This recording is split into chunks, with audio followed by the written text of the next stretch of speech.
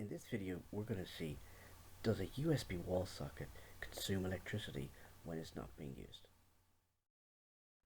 In this test, I'm using USB wall sockets from BG Electrical. These have 5 volt ports, which combined support a 2.1 amp load.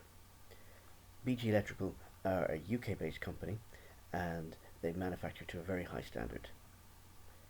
So let's take a look. As you can see, it's very low profile. It's not a huge transformer at the back of this. It's very well built.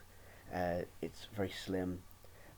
But the key question here is, as is pointed out in the documentation, that when the USB sockets are idle, they're in this low energy standby mode. So what does that really mean? We need to test that.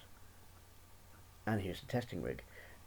A energy saving monitor from Maplin, and it's showing the amp current at the moment, and I have the socket rigged up and plugged into that.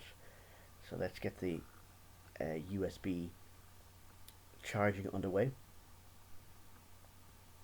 and we should see that the current starts flowing and we get something in the region of 0.03 amps flowing through.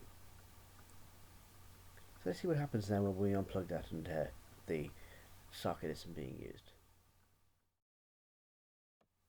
Well, there you have it, 0. So this is an efficient transformer.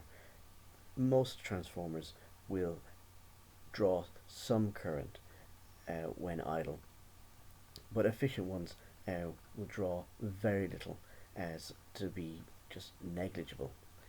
Let's see that drawing current again once things are plugged in again. So does the USB wall socket use up electricity when it's not being used to charge your devices? It most likely does, but it's so negligible that it doesn't really matter in the longer scheme. If you like this video and you want to find out more, don't forget to like and subscribe.